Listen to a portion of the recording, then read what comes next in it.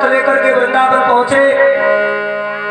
मैया यशोदा ने देखा अक्रूर जी आए हैं, एकदम सारा काम छोड़ करके अक्रूर को बुला लाई। चलो देवर जी, बड़े दिन के बाद में आए हो, अब तो तुम मथुरा के सेनापति बने हो ना, इस कारण से तुम्हें तो भाभी की याद आती नहीं। आज बड़े दिनों के बाद में कैसे आए हो?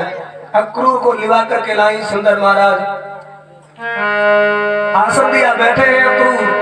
और तब तक कन्हैया और बलराम गाय चला करके आ गए और मैया ने बुलाया, ओरे कनुआ, ओरे लाला बलुआ। मैया कनुआ बलुआ कहती है अपने दोनों लल्ला से, एक तो कृष्ण और बलराम, इनसे कहती देखो तुम्हारे काका जी आए हैं, आकर के प्रणाम करो। सोई कन्हैया गाय चला करके आए थे, माथे पर पसीना है और धूल लगी है, आकर के अपने चाचा के चरणों में नमस्कार किया, प्रणाम किया। चाचा ने उठा करके श्याम को गोद में बिठा दिया और बड़े प्रेम के साथ में दुलार करने लगे। चाचा आप आज आए हैं, अब मुझे कहानियां सुनाना, भगवान ने कहा। अक्रूर कहने लगे जरूर बेटा कहानी सुनाएंगे, ध्यान देना। नंद बाबा जब तक आ गए प्रेम के साथ में, महाराज आनंद के साथ में हंसी खेल करते करते भोजन किया और सभी अपने अपने बिस्तर पर हैं। और तब नंद बाबा ने एक बात पूछी, अक्रूर तुम मथुरा के बड़े अच्छे सेनापति भी और बड़े प्रेम के साथ में सैनिक वहां हो, तो ये बताओ मथुरा की स्थिति क्या है? तो अक्रूर जी ने एक बात कही, मथुरा की स्थिति बहुत खराब है, क्योंकि अगर नीम का पेड़ हो और कंस कह दे ये बरगद है, तो किसी को जा कह दे जो नीम है, सब जाए काट दे के पत्ता छोटे छोटे ही गए, हाई जाओ बरगद है। मतलब नीम जानते हुए भी कह देते कि बरगद ही है, क्योंकि सच्चाई नहीं बोल पाते हैं। पाकड़ का अगर पेड़ हो, कंस कहते नहीं ये पीपल है, तो सब लोग कहा हाँ पीपल है, पूजा करो भैया पूजा करो। इतना डर लगता है। कन्हैया ने सुना, कहा कि काका अगर इतना दुष्ट है, सबको सताता है, तो देख लियो काका, एक दिन मक्खन को हम ही मारेंगे। यशोदा बोली ना बेटा ऐसा ना कहा। तब तक धीरे धीरे समय गुजरा। अक्रूर जी कहने लगे देखो भाभी अब सच्ची सच्ची बताएं हम क्यों आए हैं? कंस ने भेजा है तुम्हारे कृष्ण बलराम को बुला लाने के लिए, इसलिए हम आए हैं। तुम अपने लाला कृष्ण बलराम मेरे रथ पर बिठा दो, हम उन्हें ले जाए, मेला दिखाई लाए। यशोदा बोली अक्रूर तुम्हारी कैसे हिम्मत पड़ गई, तुम मेरे लाला को ले जाओगे? नहीं, मैं अपने लाला को कभी मथुरा नहीं जाने दूंगी, क्योंकि वो मेरा भैया नहीं है, वो दुष्ट है। वो दुष्ट है, मेरे लाला को जीवित नहीं छोड़ेगा। उसी समय समझा करके मैया ने कहा मैं अपने लाला को नहीं जाने दूंगी मथुरा। अक्रूर जी कहते हैं देखो तुम जिस कन्हैया को आज तक अपना मानती रही, वो तुम्हारा बेटा नहीं है, वो तो वसुदेव और देवकी का है, जो महाराज जेल में आज भी बंद है। यशोदा को आज पता लगा कि श्री कृष्ण और बलराम मेरे पुत्र नहीं है। यशोदा कहने लगी क्या कहते हो, ये बात किसने बताई तुम्हें? अक्रूर कहते बताइए देवर्षि नारद ने। अच्छा, सवेरा हुआ, कन्हैया अपनी मैया से कहते मैया मैं तो मथुरा जाऊंगा मेला देखने के लिए। आज मैया ने कहा नहीं मेरे लाल तुम कैसे जाओगे? माता रोने लगी, बस देव देवकी के बेटा हो तो मैं तुम्हें मना भी नहीं कर सकती, कंस का आदेश है, तो मेरे लाल तुम जाओ। आज गायों ने चारा नहीं खाया, मुंह की घास मुंह में दबी, आंखों से आंसू निकल रहे हैं। हजारों गोप गोपियां रथ के सामने आकर के खड़े हो गए और श्याम जब जा रहे हैं तो यशोदा रोने लगी मेरे बेटा, मैंने तुम्हें अपना बेटा माना, आज तुम छोड़ करके चले जाओगे मुझे। और कहा कि चले हैं मथुरा को घनश्याम, देख कर यशोदा भई है आप, चले हैं मथुरा को घनश्याम, देख कर यशोदा भई है आप।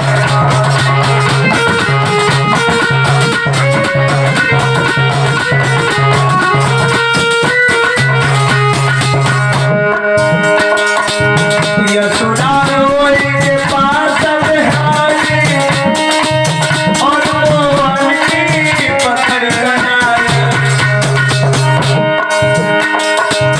यशोदा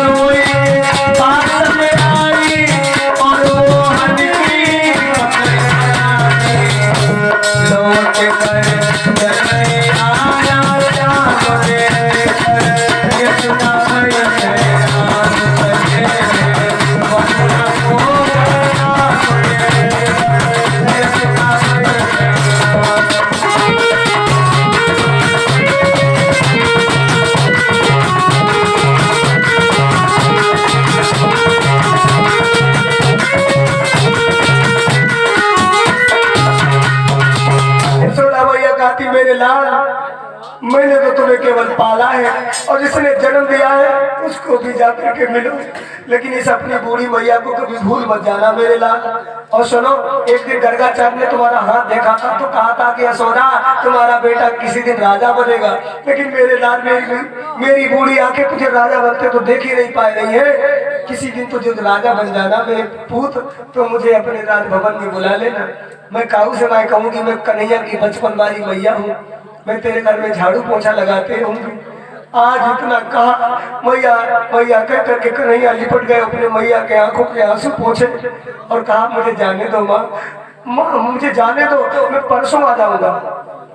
परसों अगस्त्या में सब भैया रोते हैं, श्याम सुंदर आज रथ पर बैठ लेते हैं और जब महाराज रथ चला है आगे को, यशोदा उस रथ के पीछे दौड़ी, मेरा लाल जा रहा, मेरा बेटा जा रहा है, अरे बलराम बेटा भी जा रहा है, मैं कैसे रहूं? सभी रो रहे हैं, श्याम को मनाने के लिए पीछे पीछे दौड़ रहे। भगवान कहते मत आओ मेरे पीछे, मत आओ, मुझे जाने दो, मैं परसों आ जाऊंगा। थोड़ी दूर तक वो रथ दिखाई देता रहा और जब रथ चला गया, धूल उड़ने लगी तो मैया यशोदा देखती रही, एकदम धड़ाम से पृथ्वी पर और महाराज मूर्छित हो गई। लोगों ने उठा करके यशोदा मैया के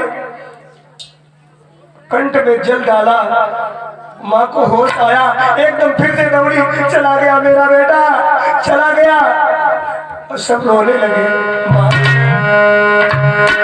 अब तू कड़ी गाँव कन्हैया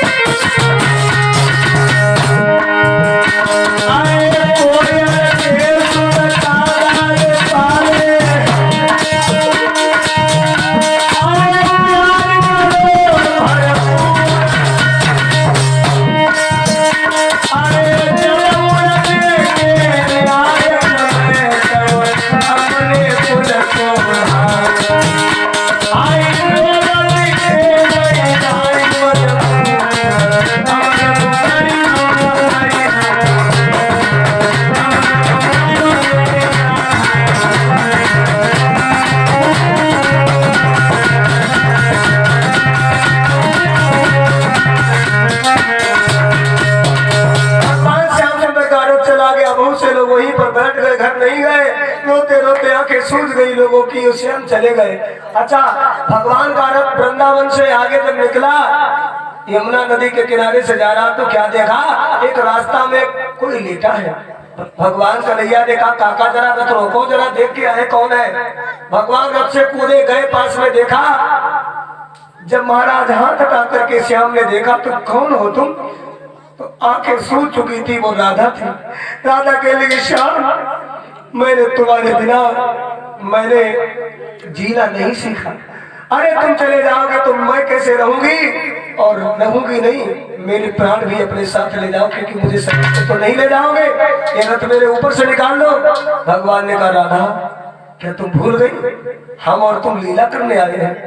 राधा बोली नहीं नहीं वो कोई बात नहीं। भगवान ने कहा देखो राधा, मैं जा रहा हूँ मथुरा जाकर के, मुझे नहीं लगता कि मैं लौट करके दोबारा आऊंगा, और हमारे तुम्हारे बीच में जो भी था वो बच्चों का खेल समझ करके भूल जाओ, और हो सके तो मुझे भूल जाना। श्याम ने जब इतना कहा राधा कि कलेजे पर ऐसे लगा मानो किसी ने पत्थर मार दिया हो। कहने लगी श्याम तुम बड़े निर्मोही हो, तुमने मेरे प्रेम को नहीं पहचाना। तुम तो ऐसे कहते हो, इसका मतलब तुमने मुझसे प्रेम ही नहीं किया। प्रेम में 100% चाहिए और मतलब 50% का वो भी मेरी तरफ से। अच्छा जाते हो तो मुझे एक वरदान दे दो, पूरे जीवन के प्रेम के ऋण से तुम्हें पूर्ण कर दूंगी।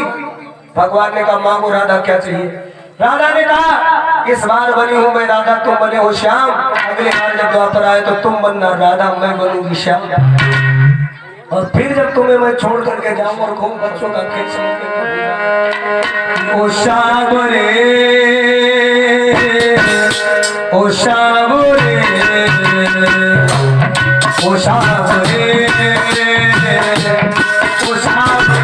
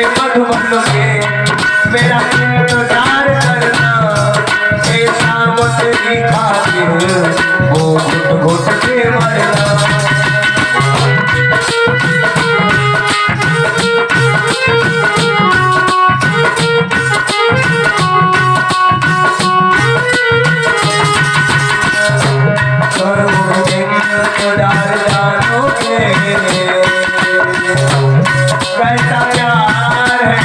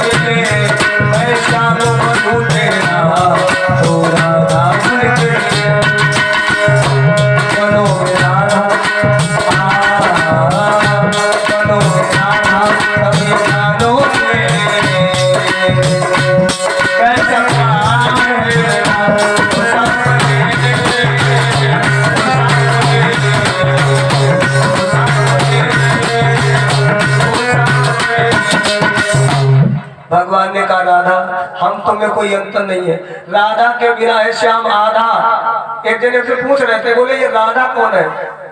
जब राम बने विष्णु भगवान तो लक्ष्मी बन गई सीता, और जब भगवान बने कृष्ण तो लक्ष्मी बन गई रुक्मिणी। तो जो सीता के रूप की तो है नहीं, रुक्मिणी के रूप की तो है नहीं, लेकिन है कौन?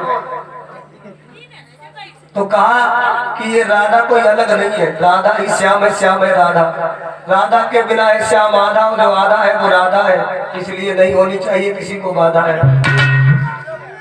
51 मुद्राएं प्रदीप भोगीपुर मणि से दान करते हैं, और 51 मुद्राएं प्रीति ये भोगीपुर से दान किए हैं। भगवान को सुखी रखे, कल्याण हो, परमात्मा की दया दृष्टि बनी रहे। इधर भाइयों राधा को जब समझा दिया तो राधा महाराज रुक जाती है, और श्याम सुंदर महाराज अक्रूर के साथ में इधर आ जाते हैं मथुरा। यमुना नदी में स्नान किया, अक्रूर का संदेह दूर हुआ।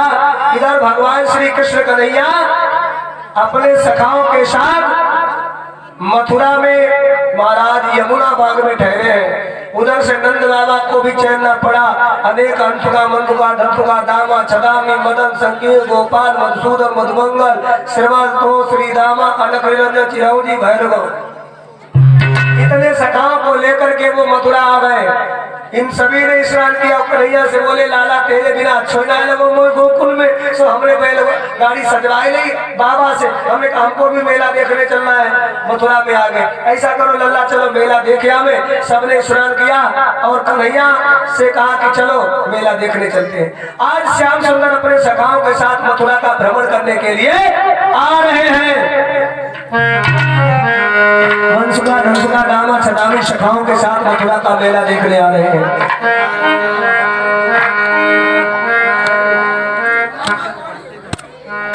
हाँ